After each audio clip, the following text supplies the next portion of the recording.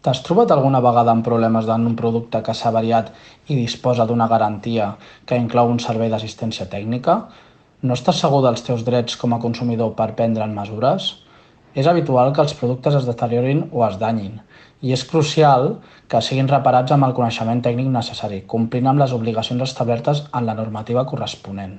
Per això, els consumidors gaudeixen de protecció mitjançant les normatives de consum, que proporcionen directrius importants a tenir en compte en buscar assistència tècnica per a un producte o servei adquirit. Cal tenir especial precaució en adquirir productes en línia, ja que això implica una major necessitat de protecció i atenció als detalls normatius. Inicialment, es va aprovar el Reial Decret 88.1988 de 29 de gener que regulava la protecció dels drets de consumidors en l'àmbit del servei de reparació de dispositius d'ús domèstic. Posteriorment, aquesta salvaguarda s'ha ampliat mitjançant la incorporació del Codi de Consum de Catalunya i el text refós de la Llei General per a la Defensa dels Consumidors i Usuaris. En cas de necessitar assistència tècnica, el consumidor pot dirigir-se inicialment a l'empresa venedora o al fabricant per obtenir informació sobre el servei d'assistència tècnica autoritzat on pot portar el dispositiu. És fonamental tenir present les garanties, les quals, durant el seu període de vigència, cobreixen totalment les despeses relacionades amb la reparació o reposició del producte. Així mateix, cal destacar que el còmput dels terminis d'aplicació es suspenien fins que el producte siguin entregats o reparats. En cas que l'inconvenient no estigui cobert per la garantia, el consumidor té la facultat de seleccionar el servei d'assistència tècnica a la seva elecció.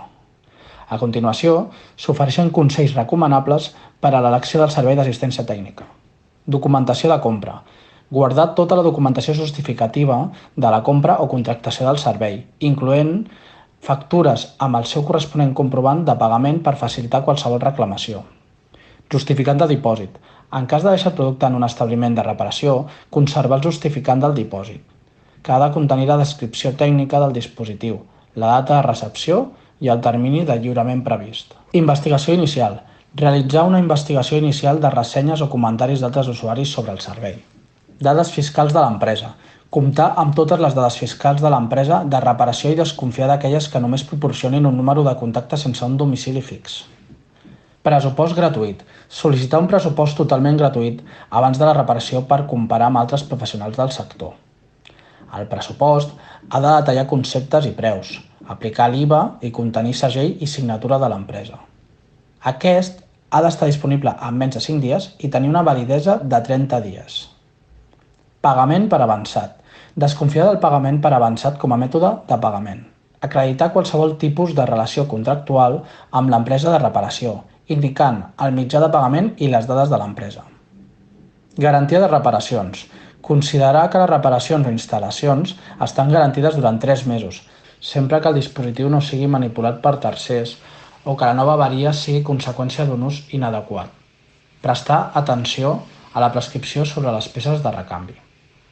Despeses garantides. Entendre que la garantia és total sobre la reparació realitzada, cobrint totes les despeses relacionades com ara el transport, el desplaçament d'operaris, les peces de recanvi, el material i la imposició fiscal. Sistema arbitral de consum. Optar per una empresa d'assistència tècnica adherida en el sistema arbitral de consum, ja que proporciona una garantia addicional per a la resolució de conflictes. Seguretat a internet. En triar serveis en línia, verificar que la direcció del domini sigui fiable i estigui protegida mitjançant el certificat SSL. No introduir informació sensible si les pàgines no són segures. Missatges emergents. Prestar atenció als missatges emergents o anuncis que semblin massa bons per ser certament veritat, ja que poden indicar una possible estafa. Seguretat en pagaments en línia.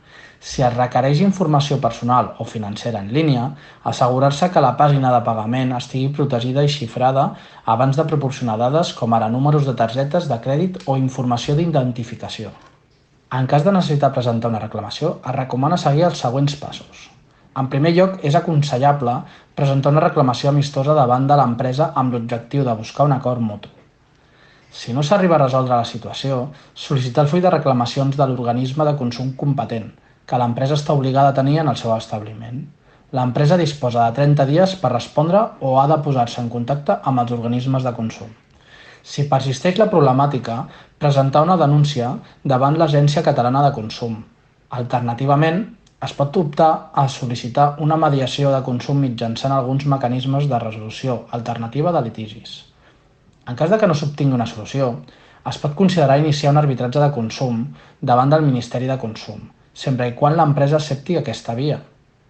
Finalment, exhaurides totes les possibles vies extrajudicials, es pot interposar la demanda judicial corresponent per buscar una resolució als tribunals. Aquests passos ofereixen un enfocament escalonat, prioritzant la resolució amistosa i utilitzant els recursos disponibles a nivell d'organismes de consum i arbitratge abans de recórrer a la via judicial. Això proporciona opcions graduals per resoldre el conflicte de manera efectiva. T'has trobat alguna vegada amb problemes en un producte que s'ha